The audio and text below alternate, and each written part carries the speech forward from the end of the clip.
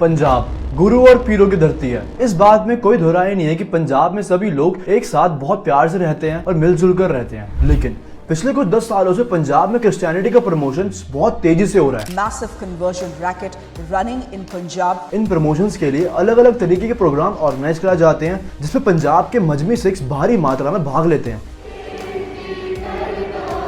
तो आज की इस वीडियो में हम इसी टॉपिक पर बात करने वाले हैं कि पंजाब के लोग क्रिश्चियनिटी को फॉलो क्यों कर रहे हैं, क्यों सिख्स क्रिश्चियन बनते जा रहे हैं। इतना ही नहीं, ईसाई धर्म को अडॉप्ट करने के बाद भी ये लोग अपना सरनेम क्यों चेंज नहीं कर रहे, और इन सबको फंडिंग मिलती कहां से है। और 10 साल पहले तक जहां चर्चेस में कोई नहीं जुड़ता था, जहां कोई नहीं जाता था, वहां आज की डेट में 4 से 5 लाख लोग जुड़ चुके हैं। इन सवालों के साथ हम आगे बहुत चीजों में बात करेंगे, तो वीडियो को अंत तक जरूर देखना।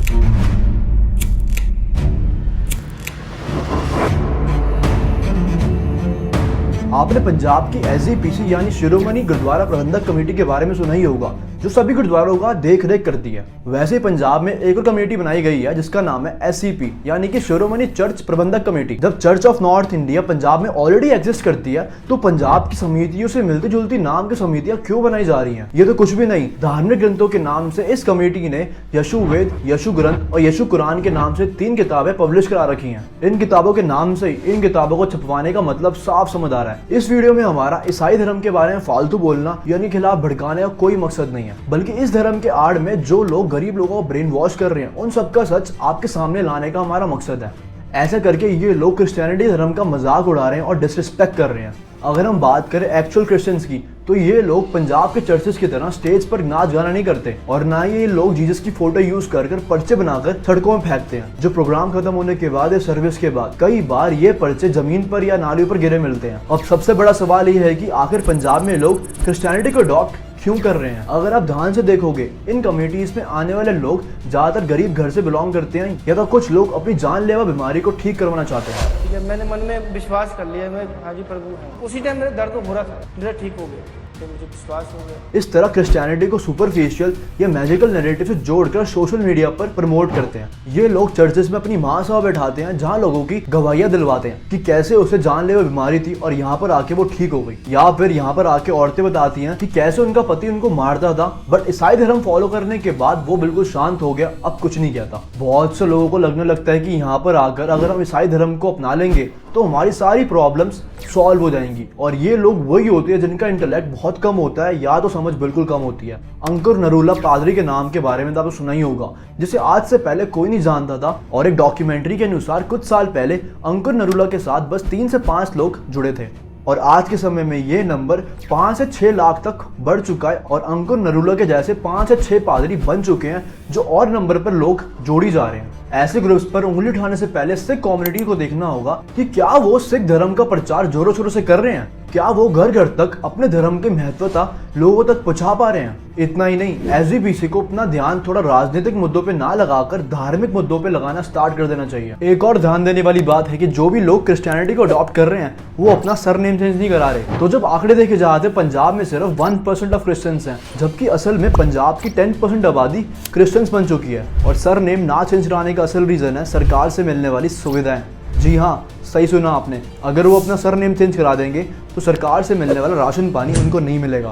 2011 के सर्वे के अनुसार उस टाइम पंजाब में सिर्फ 4 से 5 लाख क्रिश्चियंस थे, जबकि अगर आप आज देखोगे वो नंबर बढ़कर 35 से 40 लाख बढ़ चुका है। अब इन 10% क्रिश्चियंस ने पॉलिटिक्स में भी अपनी इन्वॉल्वमेंट स्टार्ट कर दी है, और सरकार से ये मांग करनी स्टार्ट कर दी कि पंजाबी क्रिश्चियंस को रिजर्वेशन सीट मिलनी चाहिए, और तो और ये भी मांग करते हैं कि इनको सरकारी नौकरियों की रिजर्व सीट चाहिए। अमृतसर और गुरदासपुर में जहाँ 2011 में 2 से 8% क्रिश्चियंस थे, और अगर आप आज के डेट में देखोगे वो गिनती बढ़कर 25 से 28% पहुंच चुकी है, और ये बहुत ही ज्यादा शॉक करने वाली बात है। जिस तरह पंजाब में गुरुद्वारा देखना आम बात है, उसी तरह पंजाब में चर्चेस देखना बहुत ज्यादा आम बात हो गई है। गांव और शहरों में बहुत चर्चेस बन रहे हैं, और हैरानी की बात यह है कि चर्चेस को चलाने वाले पास्टर्स कोई सालों की पढ़ाई नहीं करते, वो बस ऐसे ही बन जाते हैं, क्योंकि इन सबको क्रिश्चियनिटी को प्रैक्टिस करते करते बस 5 से 6 महीने हुए होते हैं, और अपने सीनियर्स की देखा देखी में चर्च चलाने लग जाते हैं। और ये बात सुनकर आप हैरान हो जाएंगे कि गुरदासपुर में सिर्फ इंडिया की नहीं बल्कि एशिया की सबसे बड़ी चर्च बनने जा रही है, और इस चर्च को बनाने के पीछे करोड़ों रुपए खर्च हो रहे हैं। एंड आई नो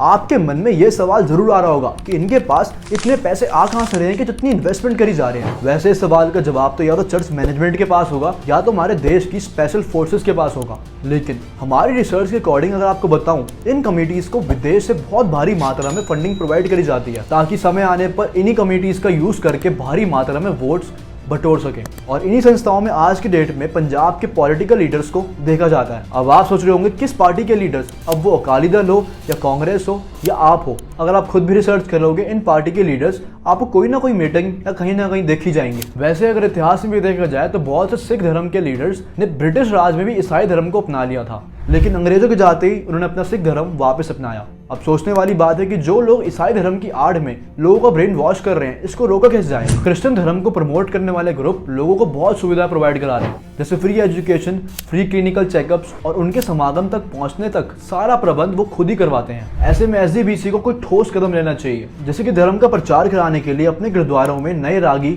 नए ग्रंथियों को बैठाना चाहिए। गुरुद्वारों में काम करने वाले लोगों की, रागियों की, ग्रंथियों की, उनकी सैलरी अच्छी कर देनी चाहिए। और तो और जो गुरुद्वारों में दान आता है उसको अपनी जेब में ना रखकर स्कूल्स एंड हॉस्पिटल में इन्वेस्ट करना चाहिए। एंड सबसे मेन चीज, आने वाली जनरेशन को सिखों के रिच कल्चर के बारे में बताना चाहिए। लोगों के इमोशंस को गलत तरीके से यूज कर जिस तरह पंजाब में लोगों को ईसाई धर्म में जोड़ा जा रहा है, इस पर आपके क्या विचार है हमें कमेंट सेक्शन में जरूर बताइए। और अगर वीडियो पसंद आई तो उसको लाइक एंड शेयर करना मत भूलना। तो मिलते हैं अगली वीडियो में, तब तक के लिए गुड बाय।